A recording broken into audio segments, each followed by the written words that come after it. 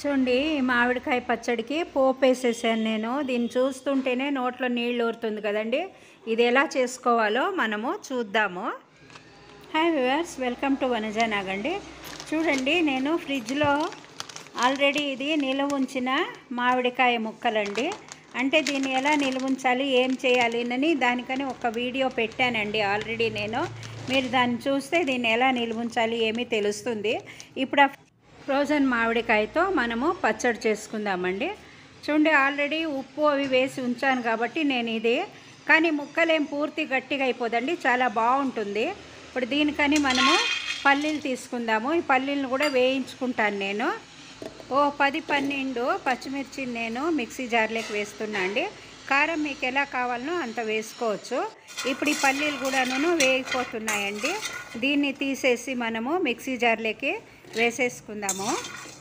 ఒక్కసారి పల్లీలు మామిడికాయ పచ్చడి చేశారంటే ఎప్పుడు ఇలాగే తినాలనిపిస్తుందండి. అంత రుచికరంగా ఉంటుందండి ఇది. మీరు ఫ్రోజన్ కాకపోతే మామూలు మామిడికాయ కూడా వేసుకొని చేయొచ్చు. జీలకర్ర వేసేసానండి నేను జార్లోకి. ఇప్పుడు దీన్ని మిక్సీ పట్టుకుందామండి. ఇది కచ్చా పచ్చగా మిక్సీ పట్టేశాను.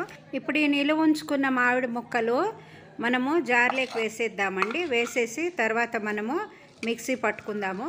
చూడండి, ఇది ఎంత గట్టిగా ఉందంటే మీకు సంవత్సరమైనా ఇలాగే ఉంటుందండి. ఈ మెత్తబడదు, ఎందుకంటే మనం ఫ్రీజర్లో ఉంచుంటాం కాబట్టి ముక్కలు ఇలాగే ఉంటుంది. మీరు 2 ఏళ్ళైనా వాడుకున్న ఏమీ చెడదండి ఈ ముక్కలు. మామూలు మామిడికాయ పచ్చడి అయితే మనం ఉప్పు పసుపు వేస్తాం కదండి. మనం ఆల్రెడీ నిల్వ ఉంచిన దాంట్లోకి వేసాం కాబట్టి ఇప్పుడు పచ్చడి రుబ్బేటప్పుడు ఏమీ అది వేసే పని లేదండి. మనకు కరెక్ట్గా ఉంటుందండి టేస్ట్ ఇది. ఆ మామిడికాయలకు పల్లీలు అన్నీ వేసాం కాబట్టి ఆ టేస్ట్ చాలా బాగుంటుందండి, చాలా బాగా కుదురుతుంది. మీకందరికీ కూడా నచ్చిందంటే లైక్ చేయండి, షేర్ చేయండి. కొత్త వాళ్ళు అయితే సబ్స్క్రైబ్ చేయడం మర్చిపోకండి ప్లీజ్ అండి. మీ సపోర్ట్ నాకు చాలా అవసరం అండి.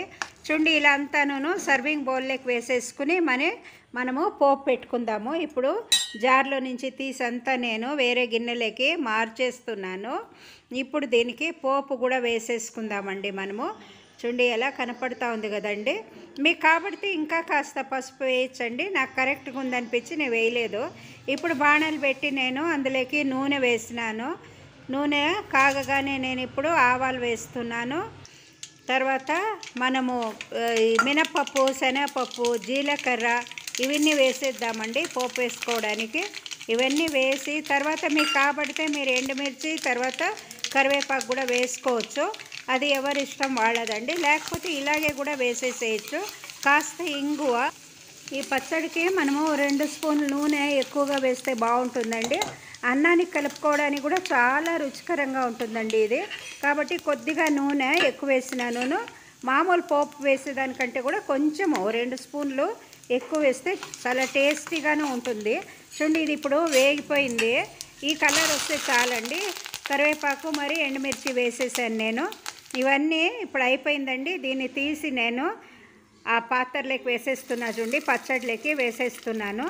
దీనంతా కలిపి మనము తిందామండి. చాలా రుచికరంగా ఉంటుందండి. మీరందరూ కూడా చేసి చూడండి. పల్లీలు మామిడికాయ పచ్చడి సహజంగా మామిడికాయ కొబ్బరి అలా చేస్తారు కదండి. ఇలా పల్లీలు వేసి డిఫరెంట్గా చేసి చూడండి, మీకు చాలా నచ్చుతుందండి. మీరందరూ కూడా చేసి చూడండి. ఎలా వచ్చిందో కామెంట్లో పెట్టండి. లైక్ చేసి షేర్ చేయండి. కొత్త వాళ్ళైతే సబ్స్క్రైబ్ చేయడం మర్చిపోకండి. Thanks for watching.